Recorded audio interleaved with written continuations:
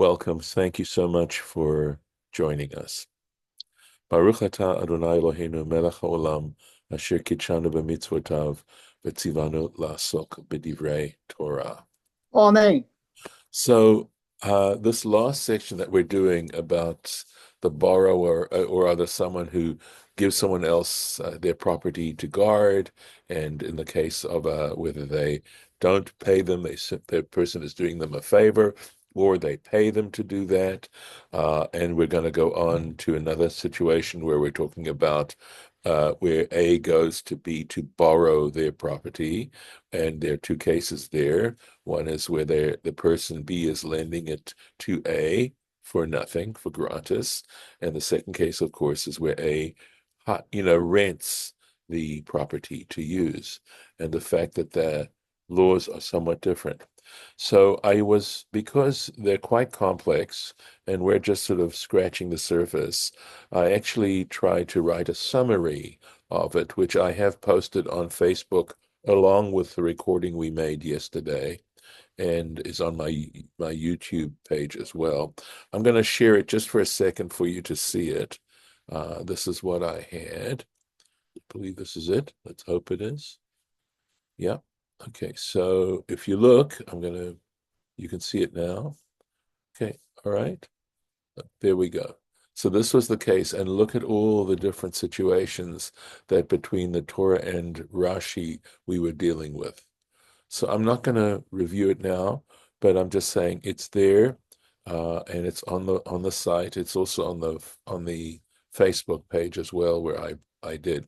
I started to add this as well. This is someone who borrows, and I hadn't finished this statement. It was still a work in progress here. So there are differences between a situation where he's a non-paid watchman and where he's a paid watchman. There are different levels of responsibility, and how that works out, and the Torah starts to discuss these particular issues. But I think that has somewhere not only to do with justice but equity as well.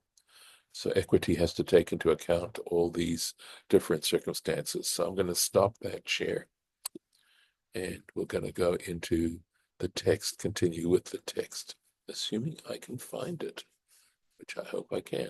Here it is. Okay. Okay.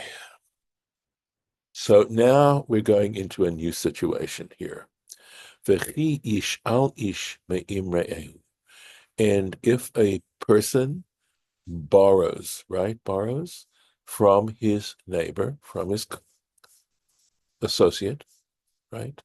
V'nishbar or mate. So he borrowed something and it is broken, it breaks, right? Or it's injured, or it could be, of course, simply a tool or something, or mate, or if it dies. Ba'alav ein imor. The owner, the original owner of this, is not with him at the time. Now, Rashi's going to try, according to the Talmud, the way the rabbis interpret Ba'alav ein imor, right? The owner is not with him, as you'll see in a different kind of way, essentially meaning that the owner is not working for the borrower. We'll call A the one who's borrowing this, and B the person who's lending his tools or his animal. So we're saying that if A also hires B to come and work for him with those tools and stuff, and you'll see that even that is an interesting situation there. Okay, that's what it means where it says Ba'alav any more. In this particular case, he has not asked the owner to work for him. Okay, Shalem Yishalem. He has to, in fact, pay. He has to pay the damages of the tool or the animal, or the vessel, the utensil that he borrowed. Okay, so let's take a look at Rashi here. Lots and lots of Torah Tamim on this. V'chi yishal.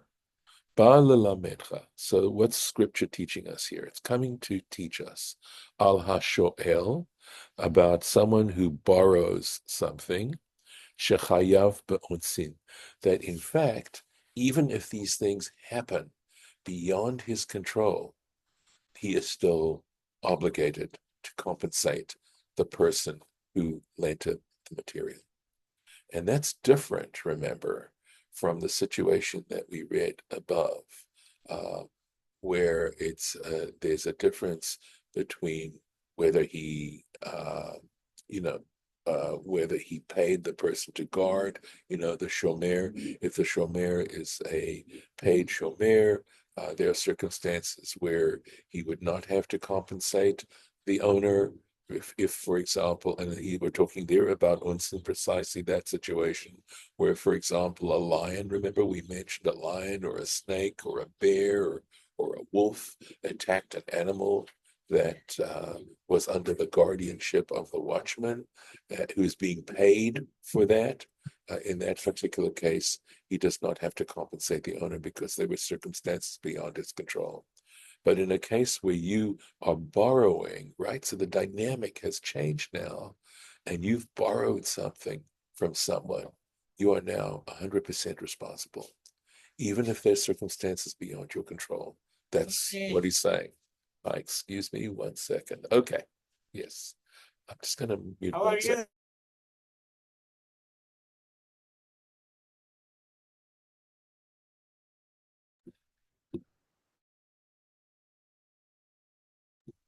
So going on, let's see if there's any more Rashi on this.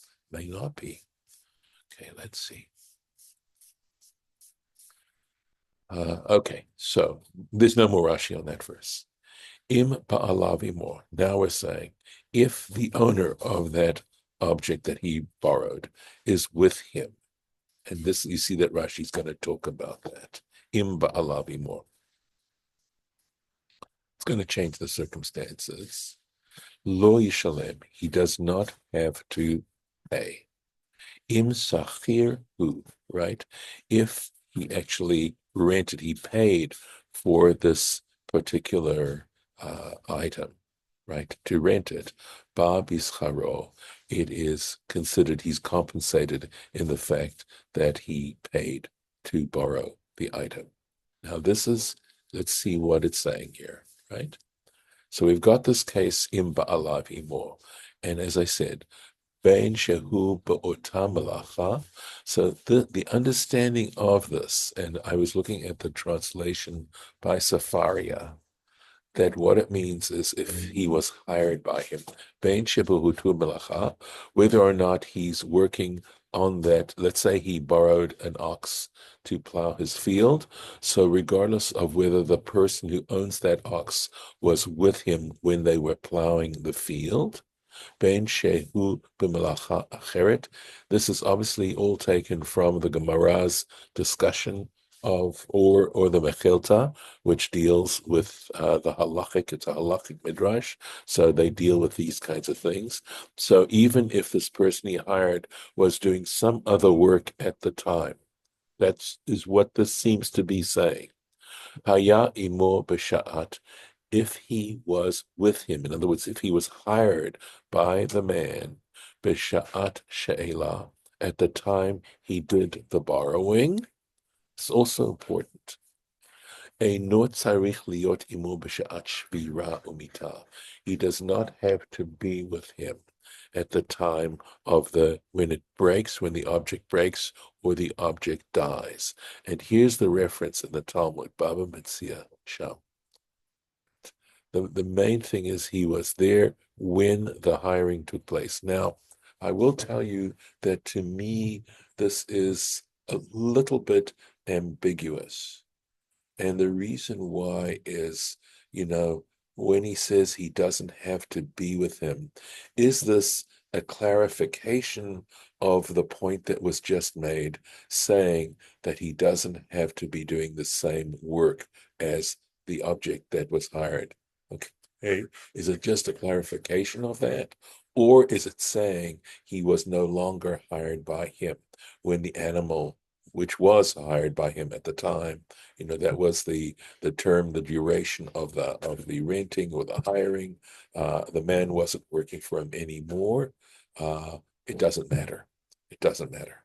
And I'm tending to think that it's this second explanation, that the issue is that as long as at the time of the initial hiring or renting of that object or that animal, he also had hired the owner to with that animal.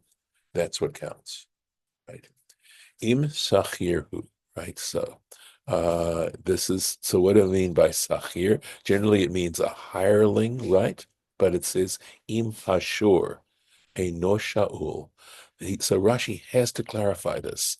He's saying if the ox is not borrowed, ella sahur, he's saying, but it is actually rented or hired. In other words, that he's paying for it. Ba bischaro layad hasocher. It's saying that in a sense, it now comes into the possession, right? We had this layad, right? If he put his hand in somebody else's, in the other person's property, we had this expression, a form of this expression in the other cases. So when you actually rent somebody something and you paying for it, it comes into your possession, right? It comes into the possession of the borrower, this borrower, velo b'she'ela, but not in a case of just borrowing it without renting or hiring. Ve'ein kol hana'a shelo, so that he, that is the person who's taking this object, who's using this object, who's borrowing or this object, doesn't have the full benefit. In other words, what it's saying is this, that when you ask me to lend you something without any compensation, right, you get all the benefit. You get every single benefit. But if you're paying me to borrow the object, then you're not getting every single benefit because I'm also getting a benefit for the fact that you're paying me for it. And that's the point. Excuse me 1 second.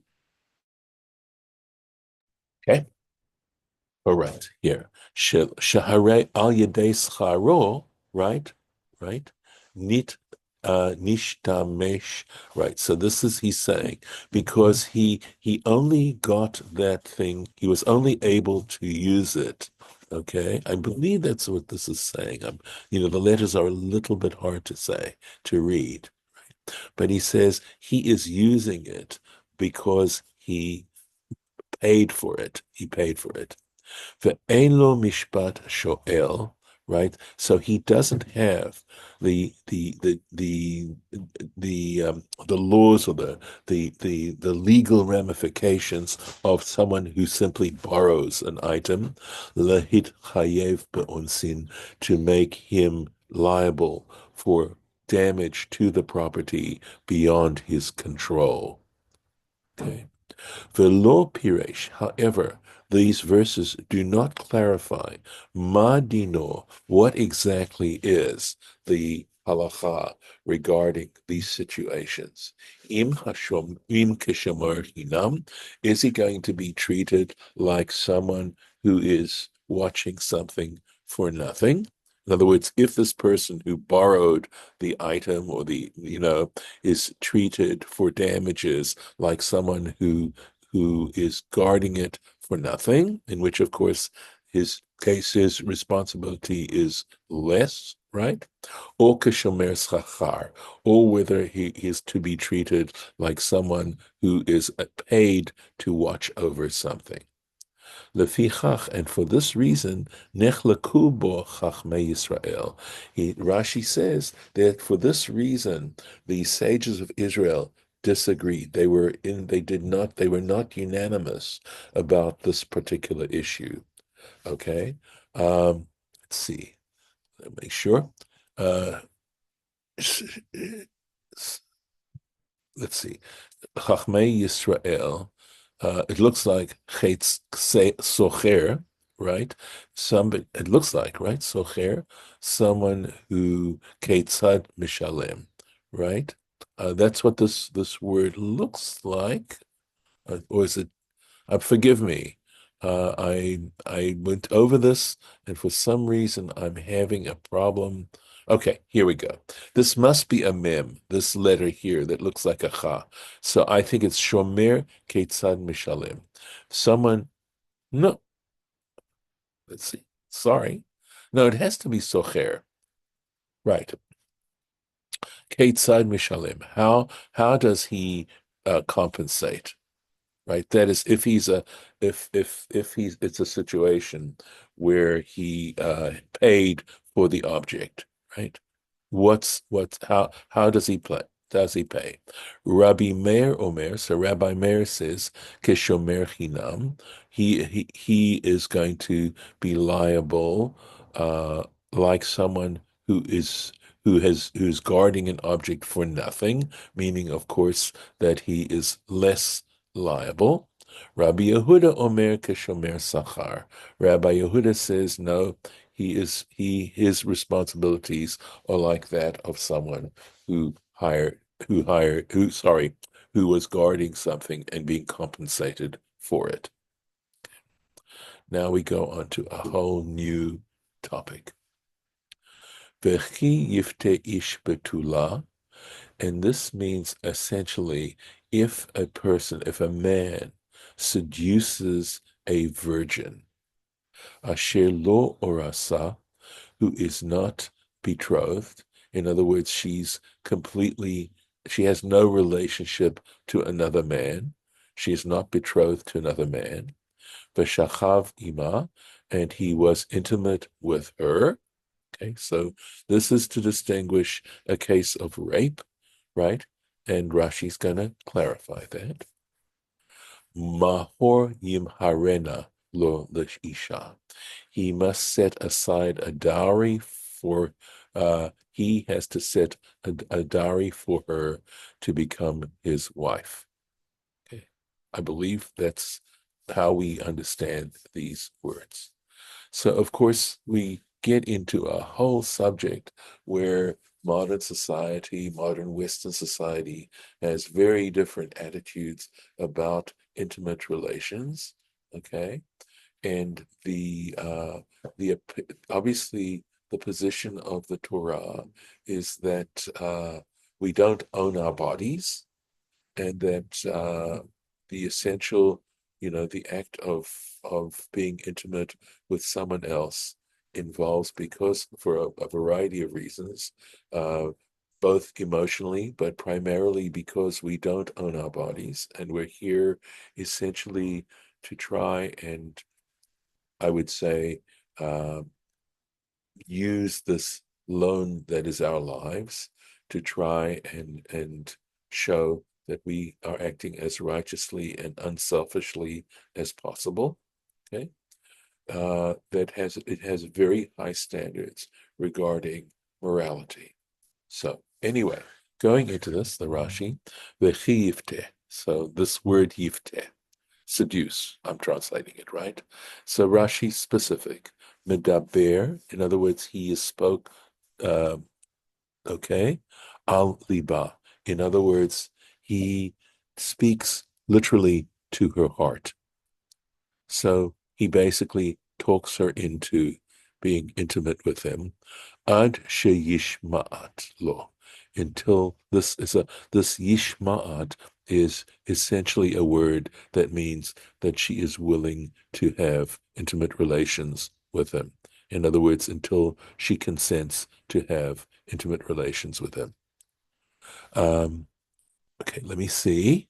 V'chein targumo. Okay, and so we look at the Aramaic translation, right, at Onkelos, and he translates it to Are Yishdal. Let me make sure again that particular shadal has to do. Let me see. Yishadel. Please forgive me. That's why I wanted to check, right? And so we are talking specifically. He's using a word in Aramaic that I believe means specifically to seduce. Okay. Uh, Here we go. Shadul belashon Arami, right? The word shadul in Aramaic, kepitui belashon Ivri. It's like the word seduce in Hebrew. Morha yimharena. So he needs to set aside a dowry for her. Let's take a look again at what Rashi says. So, yifsok la mohar, he has to set aside a specific amount as dowry, ke mishpat ish leishto, just like a regular situation where a man is betrothing a woman, right? Shekotev la ktuva ve'yisaena. In other words, he will need to write a ketubah for her, a marriage document for her, a marriage contract for her, and marry her. That the idea of a man and a woman engaging in such an act of intimacy means there needs to be a marriage. Now, I think we need to take it the way it is. Were there contraceptives back then? So you have to obviously understand that the notion of contraception is a very ancient a very ancient concept. And there's evidence to show that there were various ways in which people tried to practice contraception. There are laws in the halachas regarding contraception. At any rate, we understand that the very desire and the very appetite, sexual appetite, is there primarily so that we can procreate. And what's the relationship of procreation to this?